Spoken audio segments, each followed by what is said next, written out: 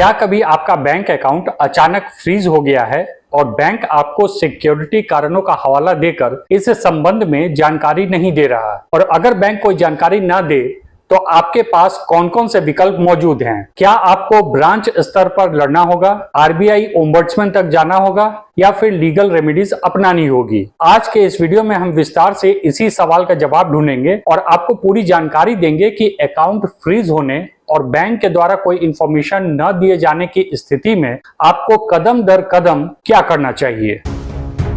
Friends, Bharat में कई बार लोगों का बैंक अकाउंट अचानक फ्रीज हो जाता है। अकाउंट फ्रीज होने का मतलब है कि आप उसमें जमा अपने ही पैसे का इस्तेमाल नहीं कर सकते, न पैसे निकाल सकते हैं, न ट्रांसफर कर सकते हैं और न ही किसी बिल का भुगतान कर सकते हैं। यह स्थिति बहुत परेशानी पैदा करती है क्योंकि हमारी रोजमर्रा की जिंदगी बैंक खाते पर ही निर्भर करती है। लेकिन असली समस्या तब बढ़ जाती है जब बैंक अकाउंट फ्रीज होने के बाद ग्राहक को सही जानकारी ही नहीं देता कि आखिर यह हुआ क्यों है। कई बार बैंक सिर्फ इतना कहकर टाल देता है कि अकाउंट सिक्योरिटी के कारण रोका गया है या यह आदेश ऊपर से आया है। ऐसे में आम आदमी उलझन में पड़ जाता है कि उसे क्या करना चाहिए। तो सबसे पहले आपको यह समझना जरूरी है कि बैंक अकाउंट फ्रीज क्यों होते हैं। कई बार यह अकाउंट्स बैंक की अपनी आंतरिक जांच के कारण फ्रीज होता है, जैसे कि आपके अकाउंट में अचानक बड़ी रकम आ जाए या कोई संदिग्ध लेन देन दिखे। बैंकिंग नियमों के मुताबिक हर बैंक पर यह जिम्मेदारी होती है कि वह मनी लॉन्ड्रिंग या धोखाधड़ी जैसे गतिविधियों को रोकने के लिए तुरंत कदम उठाए। इसके अलावा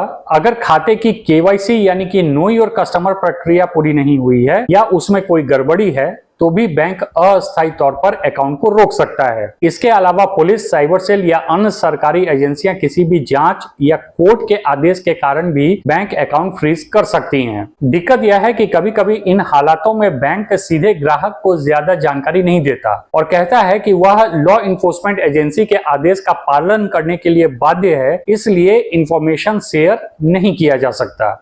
मुझे व्यक्तिगत तौर पर इस बात का आश्चर्य होता है कि बैंक किस प्रकार से कोई जानकारी देने से मना कर देता है, क्योंकि भारतीय रिजर्व बैंक यानी कि आरबीआई के नियम और बैंकिंग ओम्बड्समैन स्कीम दोनों ही यह साफ करते हैं कि बैंक को ग्राहक के साथ पारदर्शिता बनाए रखनी चाहिए। यदि किसी ग्राहक का खाता फ्रीज किया जाता है तो बैंक का कर्तव्य है कि वह समय पर उसे जानकारी दे। ग्राहक को यह जानने का अधिकार है कि उसका खाता क्यों रोका गया है और किस आधार पर यह कदम उठाया गया है। केवल यह कहकर के सुरक्षा कारणों से अकाउंट फ्रीज किया गया है, बैंक अपनी जिम्मेदारी से बच नहीं सकता जब तक कोई लॉ इन्फोर्समेंट एजेंसी का गोपनीय आदेश न हो। मतलब अगर किसी एजेंसी ने विशेष रूप से यह आदेश बैंक को नहीं दिया है कि संबंधित ग्राहक के साथ कोई भी जानकारी साझा न की जाए तो बैंक को ग्राहक को कारण बताना ही पड़ेगा। कानूनी दृष्टि से भी यह ग्राहक के अधिकार का हिस्सा है। संविधान के अनुच्छेद 300A के अनुसार किसी भी व्यक्ति को उसकी संपत्ति से वंचित नहीं किया जा सकता जब तक कि यह विधि के द्वारा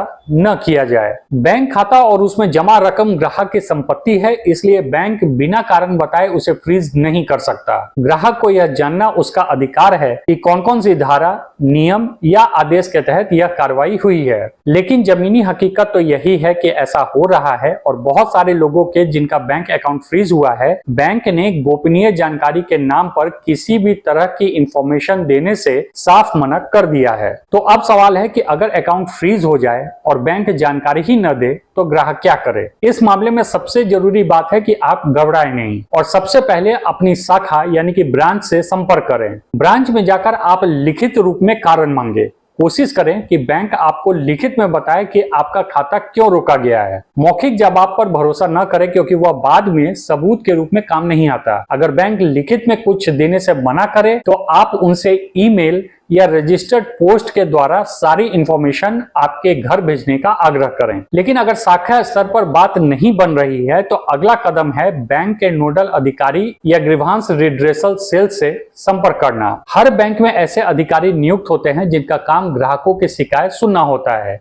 उन ऑफिसर्स की जानकारी बैंक की वेबसाइट पर तो दी ही जाती है, साथ में बैंक्स में भी डिस्प्ले बोर्ड लगे होते हैं जहां की अधिकारियों का मोबाइल नंबर, पता और ईमेल एड्रेस आपको मिल जाएगा। आप वहां शिकायत दर्ज करें और उसकी प्राप्ति का सबूत रखें। अब यह शिकायत बैंक के वेबसाइट पर जाकर की जा सकती है, ईमेल के द्वारा किया जा सकता है या फिर एप्लीकेशन बनाकर रजिस्टर्ड पोस्ट से भी भेजा जा सकता है। इसके बाद बैंकों को यह शिकायत हल करने के लिए लगभग 30 दिन का समय दिया जाता है। अगर 30 दिन में भी बैंक आपको संतोषजनक जवाब नहीं देता या फिर जवाब ही नहीं देता तो आपके पास रिजर्व बैंक ऑफ इंडिया यानी आरबीआई के पास जाने का रास्ता खुल जाता है। आरबीआई ने बैंकिंग ओम्बड्समैन स्कीम बनाई है। इसका मतलब है कि अगर बैंक ग्राहक की शिकायत का हल नहीं करता या जानकारी छुपाता है तो ग्राहक मुफ्त में ही बिना किसी खर्चे के आरबीआई के इस सिस्टम के जरिए शिकायत दर्ज कर सकता है। आरबीआई का पोर्टल ऑनलाइन है, वहीं आपको बैंकिंग ओम्बड्समैन का एक सेक्शन मिल जाएगा जहां आप सारी डिटेल्स भर सकते हैं और अपने दस्तावेज अपलोड कर सकते हैं। ओम्बड्समैन का काम ही होता है कि वह मामले की जांच करे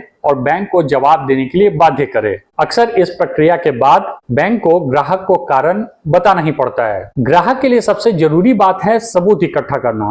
आपने बैंक से कब बात की, किससे बात की, क्या जवाब मिला, इन सब को लिखकर और सुरक्षित रखिए। ईमेल, चैट, कॉल लॉग और शाखा में जाकर मिलने की तारीख और समय सब नोट करिए। यही दस्तावेज बाद में आपके काम आएंगे। अगर बैंक यह कहकर बचने की कोशिश करता है कि उसे कोई आदेश ऊपर से आया है तो आप आदेश की कॉपी की मांग कर सकते हैं। अगर आदेश की कॉपी नहीं मिलती तो यही बैंक की लापरवाही मानी जाएगी।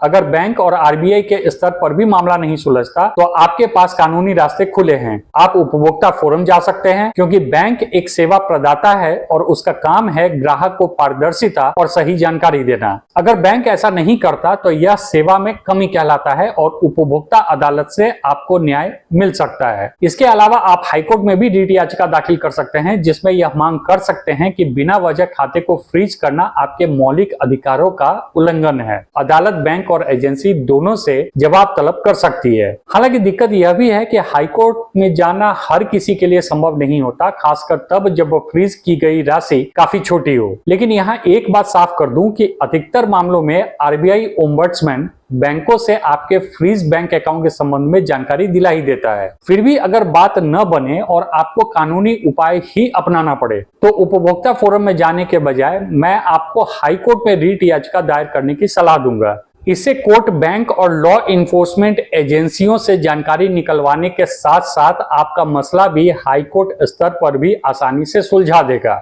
इस मामले में सबसे बड़ी बात है कि आपको थोड़ा धैर्य रखना होगा क्योंकि इन सारी चीजों में समय लगता है। अकाउंट फ्रीज होने से अचानक परेशानी बढ़ जाती है, लेकिन यदि आप बताए गए उपाय से कार्रवाई करते हैं तो आपका समाधान निकलना तय है। सबसे पहले बैंक से लिखित जवाब मांगिए, फिर नोडल अधिकारी तक मामला ले जाइए, उसके बाद आरबीआई ओम्बड्समैन तक पहुंचिए और आखिर में जरूरत पड़ने पर अदालत का सहारा लीजिए अगर जरूरी हुआ तो। कानून आपको यह हक देता है कि आप अपने पैसे तक पहुंच पाने के लिए पूरी पारदर्शिता की मांग करें। उम्मीद है कि यह वीडियो आपको उपयोगी लगी होगी और अगर जानकारी पसंद आई हो तो चैनल को सब्सक्राइब कीजिए और वीडियो को शेयर करना मत भूलिए।